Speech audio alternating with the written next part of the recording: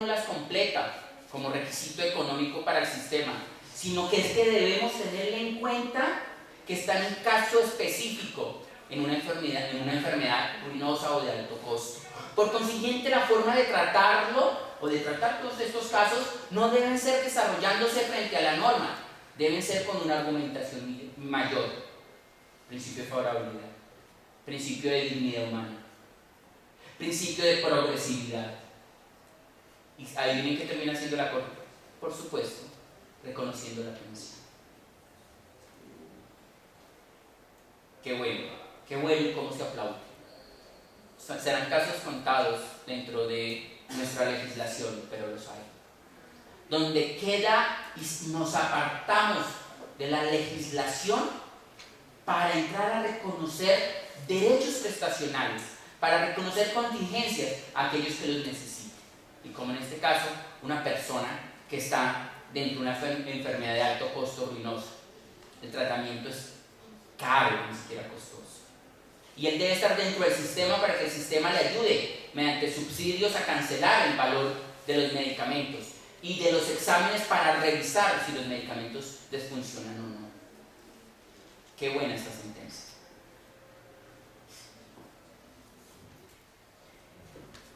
El segundo caso es la sentencia TEC 246 del 2012. Si ustedes se dan de cuenta, antes de resolverlo, perdónenme, miremos la pregunta. Un ciudadano en condiciones particulares por su edad se le puede reconocer la pensión de invalidez. En este caso, tenía una pérdida de la capacidad laboral de 78.5. Pero cuando él solicita, tenía 25 años. ¿Recuerdan la norma anterior que yo se las denoté? Y les dije que para que se pudieran pensionar con 26 semanas deberían tener máximo 20 años. Aquí la Corte de verdad hizo algo que yo nunca había visto. Buscó la esencia de por qué proteger a los menores de 20 años. Y cuando la Corte en esta sentencia, la 246, dictamina, dice que es para proteger a un grupo especial, los jóvenes. Y ser joven en Colombia, o por lo menos anteriormente, se era desde los 16 hasta los 26 años, hoy 28. Y entonces, ordinariamente, le niegan por no tener requisitos, por tener 25 años. Y la Corte dice no, porque voy a ampliar el término hasta los 28 años. Por consiguiente, esta pensión lo que quiere es dirigirse a un grupo especial de protección. Y los jóvenes lo son. Desentrañó la esencia del querer de esta clase de pensión para los menores de 20 años.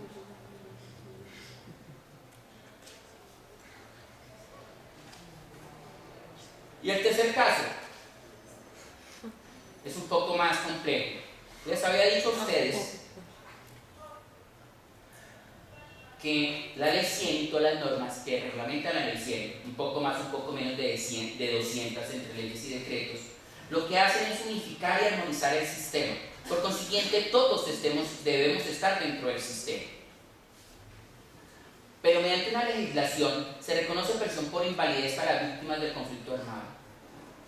Los diferentes operadores judiciales entendieron que al nacer una nueva legislación quedó derogada cualquier norma por fuera del mismo sistema.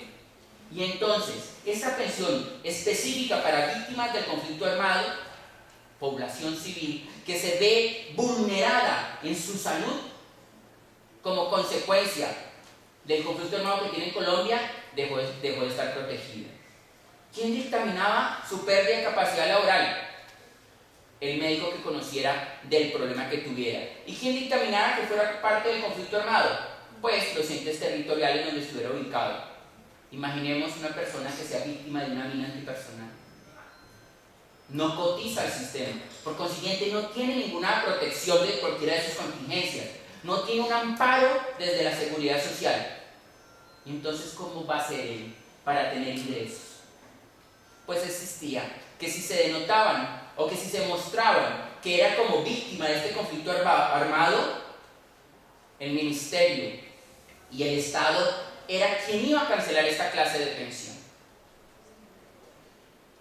Pues señores, se entendió, como lo dije, que se había derogado al existir una única forma de reconocimientos pensionales.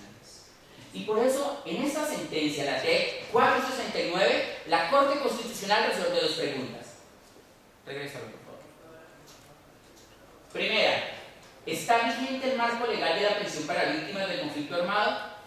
Y la segunda, ¿dicha pensión está incluida dentro del Sistema General de Seguridad Social en pensiones conforme a la Ley 100 y por ello se necesita cotizaciones? Todas las modificaciones pensionales y las que vienen, señores, exigen cotizaciones reales al sistema.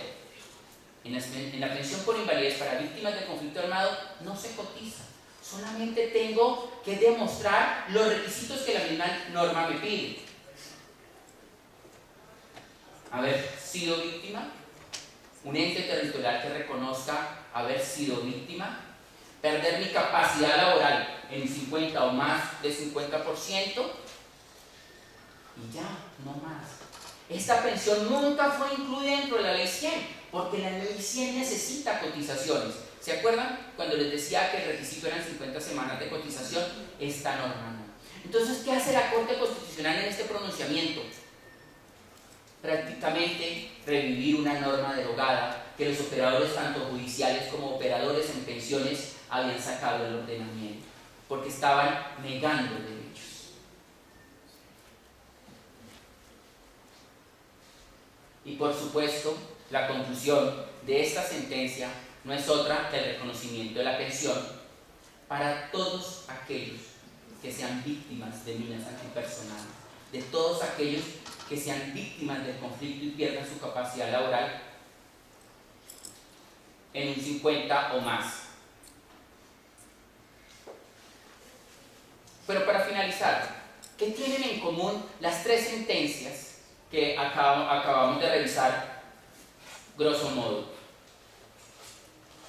Tienen la aplicación del concepto de justicia material.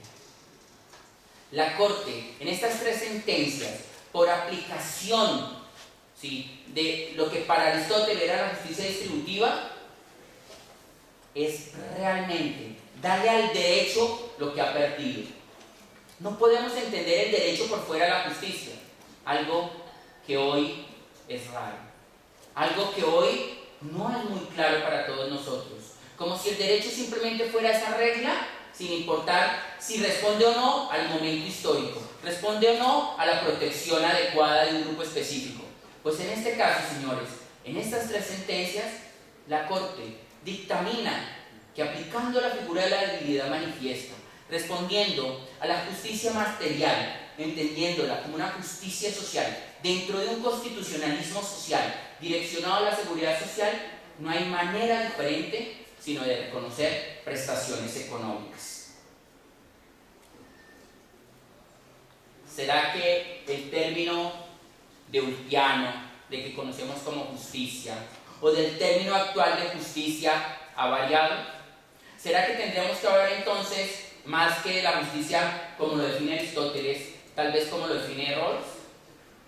Yo creo que tenemos que empezar a hablar de que muchos términos que anteriormente entendíamos, y entre ellos el de soberanía, se han modificado.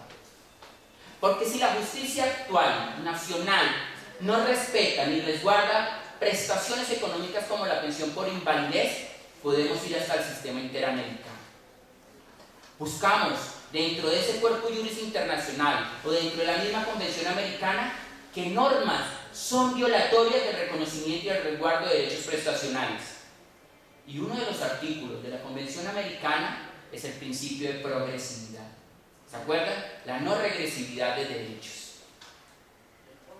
Debido proceso también está dentro de la convención americana. Hoy, sin lugar a dudas, la legislación nacional rompe sus fronteras y da un paso para aplicar lo que en este congreso estamos hablando y que hablarán profundamente otros doctrinantes y otros profesores sobre el control de convencionalidad. Compaginar todas estas normas internacionales, no solamente Convención Americana, con las normas nacionales. En derecho laboral estaba prohibido a los menores de 12 años trabajar. El artículo 29 y 30 de la norma sustantiva daba esta prohibición.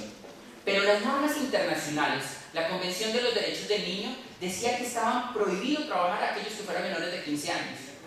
¿Qué teníamos que hacer nosotros? Compaginar ese derecho internacional y ajustar nuestra legislación interna. Y por supuesto, lo hicimos. En la ley para la infancia y la adolescencia se subió el trabajo infantil, a manera de ejemplo, a los 15 años. Al unísono con las normas internacionales. Por consiguiente, si nuestro resguardo nacional queda impotente, si las acciones de tutela contra providencia judicial nos organizan o no mejoran la situación jurídica de un caso, podemos dar un paso, y un paso es acudir ante la comisión. Y en este caso también podemos hacerlo. Porque es que es difícil entender que tenemos que fallar como jueces ordinarios o como jueces constitucionales un poco más que lo que la ley nos dice. Que tenemos que incluir los principios para los casos difíciles. Que sí podemos proteger, como en las 3 muestras de las sentencias que les pongo de presente, el reconocimiento de derechos prestacionales. Y volviendo, el concepto de justicia hoy, señores, entonces no debe ser ajeno al derecho. No debe ser el concepto que en otra hora conocíamos, debe ser un concepto más real, más sociológico, de la mano de la realización de la norma. Por eso, la justicia material dentro de la seguridad social lleva direccionado el principio de enfoque diferencial. No todos los casos se resuelven iguales. La protección no es exactamente igual a todos.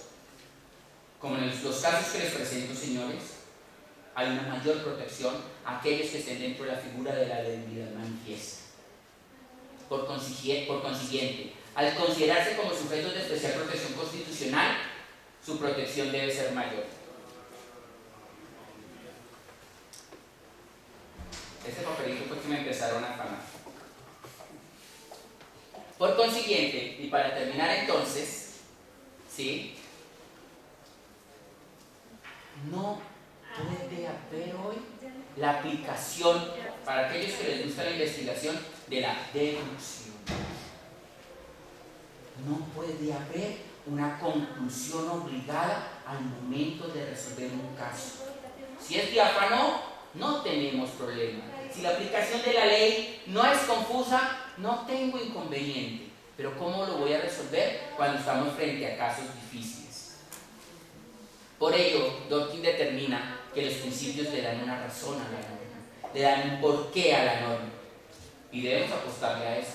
Debemos apostarle a la justicia, a la nueva forma de interpretar la Constitución, a las nuevas herramientas que a veces se nos olvidan y que ni siquiera conocemos. Por ello, el comportamiento del juez, sea ordinario o sea constitucional, hoy es mayor. Y tendrá que aprender de hermenéutica, como nos lo dice uno de los exponentes el día de hoy, el doctor Carlos Arturo Hernández. Tendrá que saber un poco más de interpretación. Tendrá que acudir a la ratio decidente de fallos judiciales. Tendrá que convertirse en un promotor de la justicia, más que del derecho.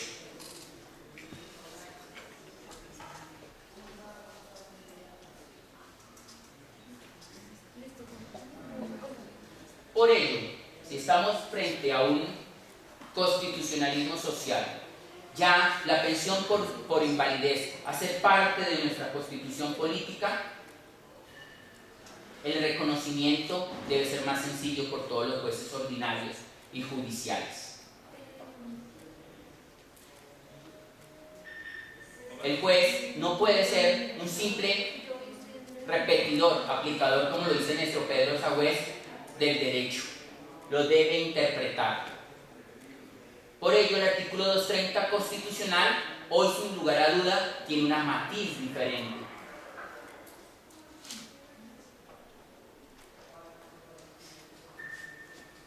Para finalizar, señores, me voy a permitir leerles la presentación que tienen al frente. Hoy, la seguridad social no solamente es un derecho, también es un servicio público, pero a la par es una garantía, direccionada exclusivamente para amparar contingencias.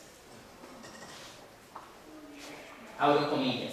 Debe llevar implícito su alteridad, igualdad y proporción en su aplicación, puesto que la justicia no es subjetiva ni interna, o menos debe ser considerada como una virtud personal, y por ello se debe al momento de administrar justicia no solo fundarse en la ley, sino que es imperante concatenarla con los principios, con las teorías de la argumentación y por supuesto con lo que encierra la constitucionalización del derecho.